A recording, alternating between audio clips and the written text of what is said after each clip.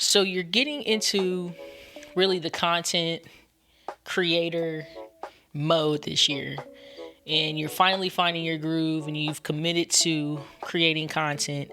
But now you have the question of, should I create a YouTube channel, or should I create a podcast, or what should I do? That's one of the top questions that I get asked, especially when I'm having a discovery call with a potential client.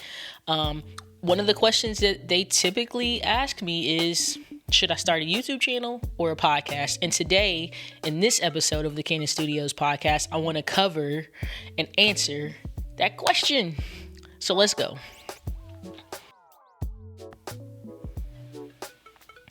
So, should you start a YouTube channel, or should you just launch a podcast?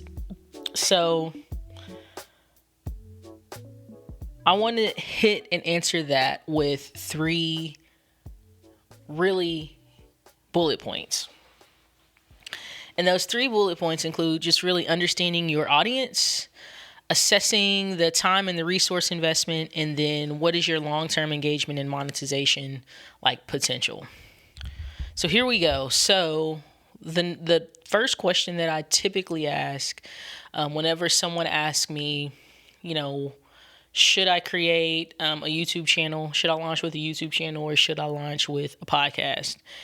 And I always say, understand who your audience is, right? So I want to answer this in the context from assuming that you are not working with a company like Cannon Studios to help you create this content and put this content and make it come to life, right? So I'm assuming that the person that's listening to this is the content creator, but is also the content producer, right? You're creating the content, editing it, all of those fun things, and using some of the tools that I've talked about in past episodes. So I'm going to assume that you don't have a team that you're working with, right? These answers can still apply to both, but I'm going to assume that you don't have a team helping you and it's just you by yourself. So if you've decided that you are wanting to get into the content creation space, and not a content creator in a negative connotation, but a content creator that's sharing the expertise you have in your specific area of genius. So you really have to understand who your audience is. That is the number one thing, right? You need to understand their behaviors, and understanding their behaviors helps you know where you should focus most of your time. So, to answer the question of, should you start a YouTube channel or a podcast? That is really going to depend on your audience. So is your audience a busy mom that maybe she only has time to listen to something audibly, or does she have time to watch something maybe after the kids have gone down for a nap? Think through, what do you think she is going to be doing? The answer may be both, right? So the answer may be that you need to have a YouTube channel and a podcast. But really think through the lens of that person. If you have someone that is interested in consulting, right? Or they're trying to grow their business and you're a business consultant, do you think they're going to listen to something, or are they going to watch something that has visuals that maybe show different worksheets, or show them sharing the screen in a specific software? It really just depends on who your audience is. I know one of our good friends, Jimmy Allen, he works specifically with ClickFunnels, and he has a YouTube channel, and most of his YouTube videos are him talking as he's sharing his screen. So it makes sense for him to have a YouTube channel. That would be extremely hard and difficult to do. Sharing your screen, but only having someone listen to something that he's visually representing. So it just depends on who your audience, who is in your audience, and who you're speaking to, right? But understanding who your audience is first is going to answer that question for you of, should you create a YouTube channel or should you have a podcast? The second thing is you really have to think about the time and the resource investment. So I think we're getting more, which I love this, and I think we're getting more out of this has to be a highly produced piece of content that's super edited and super polished. I think we're getting less out of that and more into the realistic kind of raw type of content, right? So what I mean by that is It's less about something looking like an entire production, especially when you're talking about something you're producing on a weekly basis, and more about the quality of the content. So, yes, the quality of the camera, but even more so, the quality of the words that you're saying. Is what you're saying valuable? I think that's what people are starting to care about more, and less about how aesthetic something looks, depending on your specific industry. Now, if you're in the beauty industry, then yeah, you're going to want something that's more aesthetically pleasing than maybe if you were in the plumbing industry, right?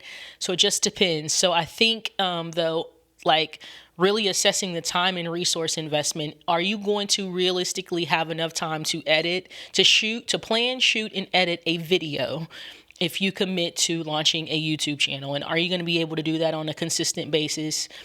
Consistently, right? Like whatever that cadence is for you, whether that's weekly, bi-weekly, once a month, whatever. Like, are you committed to do that, or is that something that you're going to need to outsource? At the same time, if you're producing a podcast, if your podcast is going to have a video element to it, are you able to do all the things necessary to make that go from an idea that you have in your mind to execution of something that a product that someone can see, right? Are they going to be able to see clips from your podcast on social media? Are they going to be able to hear a high quality audio file once you have exported it and once you are sharing it on Apple Podcasts or Spotify? Like, what is that going to sound like? You need to think through the time and the resource investment. And then the last thing I would say is think through the long-term engagement and the potential to monetize this thing. So probably, and if I have a list of 10 frequently asked questions by clients, one of them is typically, how can I monetize this thing? And I always say, like, approaching something and saying, what's the most I can get out of it monetarily, especially when you're going into something that's an organic approach, may not always be a good first question, but I understand why you would ask that, because if you work with us, it is an investment to create that content.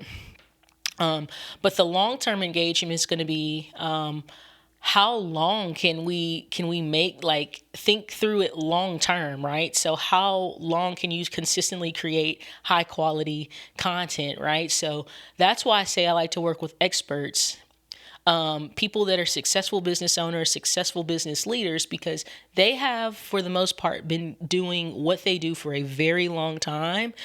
And so you can give them a specific topic about just about anything within their industry, and they either have a story behind it or they had a situation that they had to get through. So they're an endless, like, just executor of being able to give out content or being able to produce content audibly, and it's my job to be able to capture that. And so that's what I say through long-term engagement. Like, what are you going to do with that content once it's out on YouTube? What are you going to do with that content once it's out on Apple Podcasts? How are you going to be able to use that as a piece of your overall marketing strategy and the long-term engagement that comes from that? So for YouTube, I have it written here. You want to consider revenue, sponsorships, and visual appeal, right?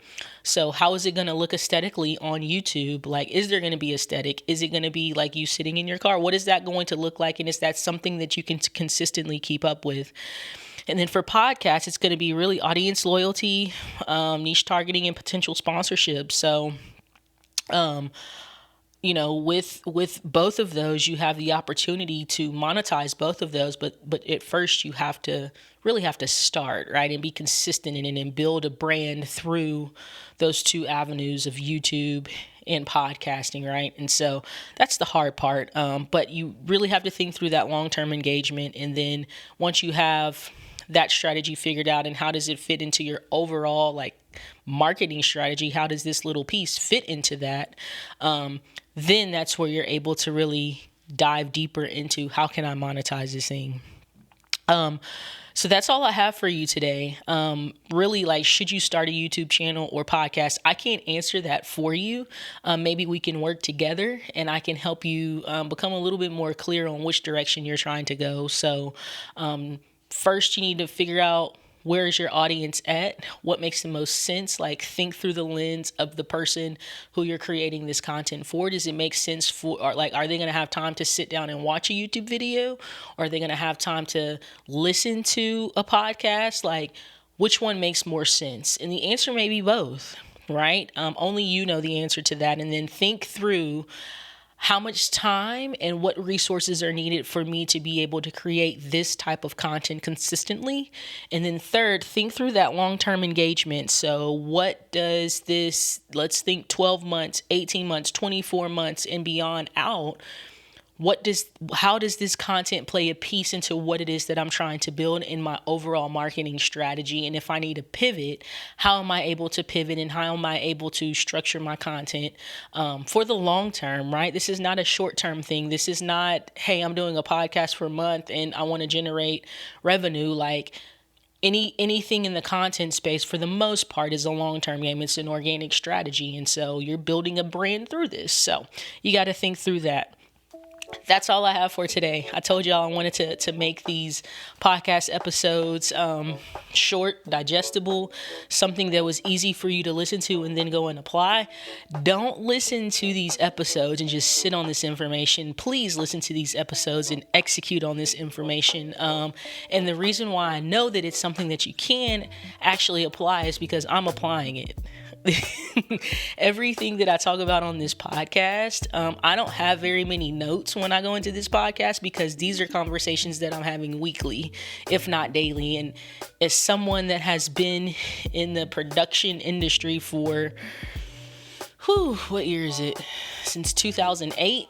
So about 15, 16 years, almost 16 years.